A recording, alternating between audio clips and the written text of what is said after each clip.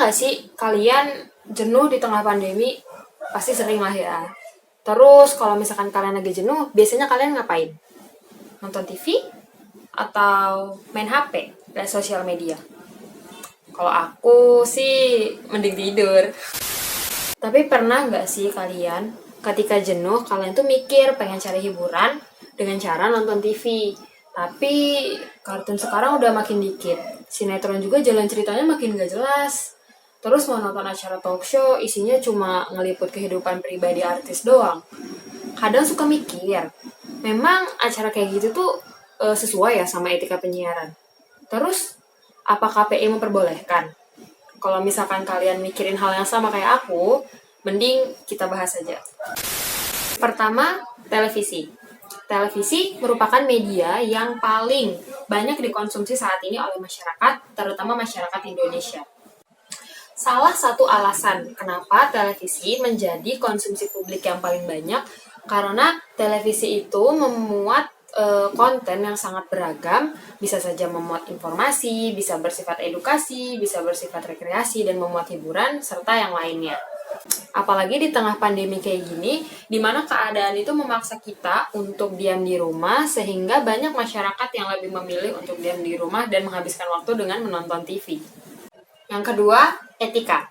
Etika itu apa sih? Etika itu berasal dari bahasa Yunani, yaitu etikos, yang artinya timbul dari kebiasaan. Ilmu etika itu adalah salah satu cabang ilmu filsafat yang mempelajari mengenai nilai dan kualitas yang akan menjadi acuan untuk penilaian moral manusia. Lantas, apa sih etika itu di dalam penyiaran? Dan juga apa kaitannya dengan program televisi? Jadi, di dalam dunia penyiaran, sebuah konten atau program itu memiliki aturan. Aturan tersebut mengikat agar sebuah konten yang akan ditayangkan itu memiliki nilai moral yang akan memberikan manfaat dan mengedukasi masyarakat. Kemudian, jika dilihat berdasarkan aturan tertulis, penyiaran itu diatur di dalam Undang-Undang Nomor 32 Tahun 2002 tentang penyiaran. Salah satu pasal di dalam Undang-Undang 32 Tahun 2002 menyatakan bahwa penyiaran televisi adalah media komunikasi massa dengar pandang yang menyalurkan gagasan dan informasi dalam bentuk suara dan gambar secara umum baik terbuka maupun tertutup berupa program yang teratur dan berkesinambungan.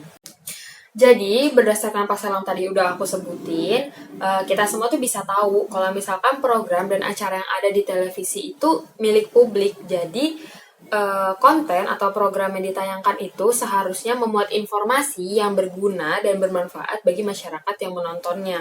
Tapi kenyataannya pada saat ini televisi itu lebih banyak meliput kehidupan pribadi para artis-artis aja. Contohnya kayak gini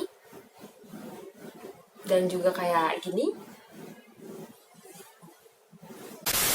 Dengan melihat dua contoh yang tadi aku sebutin, kita tuh bisa tahu kalau dunia pertelevisian di Indonesia pada saat ini tuh lagi nggak baik-baik aja. Kalau menurut pendapat pribadi aku, tayangan kayak yang tadi udah aku sebutin dua, adalah tayangan yang kurang bermanfaat. Mungkin memang peliputan pernikahan artis itu menjadi hiburan bagi beberapa orang. Tetapi kalau misalkan kita kaitkan dengan etika penyiaran, tentu hal tersebut sudah melanggar.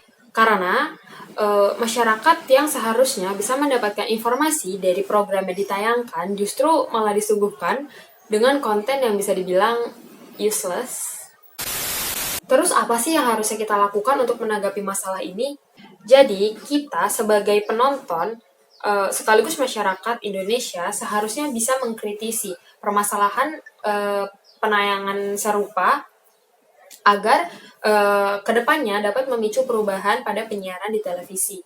Namun, ada pihak lain yang lebih berwenang dibandingkan kita sebagai penonton awam, yaitu KPI. KPI atau Komisi Penyiaran Indonesia. Komisi Penyiaran Indonesia adalah lembaga yang memiliki wewenang yang sangat besar untuk menentukan apa yang akan ditayangkan di televisi.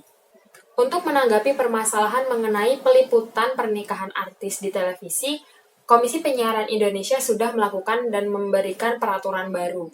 Di dalam peraturan tersebut, ada 3 poin penting yang sangat ditekankan oleh KPI. Yang pertama itu adalah mengenai durasi, yang kedua mengenai konten, dan yang ketiga mengenai protokol kesehatan, karena acara tersebut ditayangkan di tengah pandemi.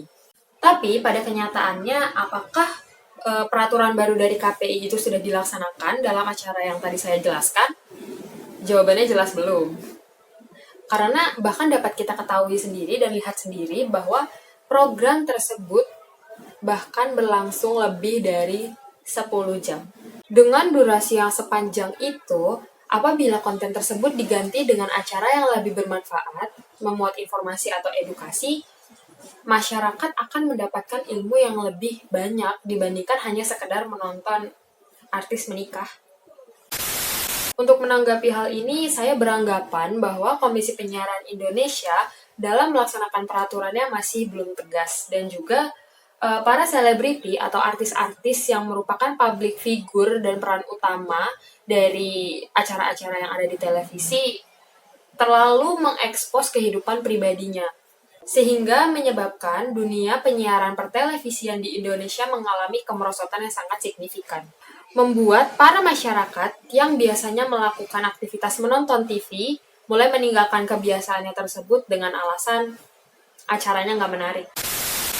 Jadi, kesimpulannya, kita sebagai penonton harus lebih bisa memilah dan memilih program dan konten apa yang akan kita saksikan. Kemudian, para pihak berwajib seperti KPI salah satunya, sebaiknya lebih bisa dan lebih tegas untuk menerapkan peraturan-peraturan untuk mengatur apa saja yang akan ditayangkan di televisi.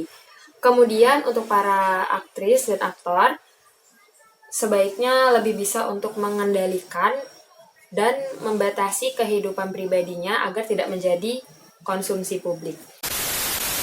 Segitu aja pembahasan dari aku. Makasih.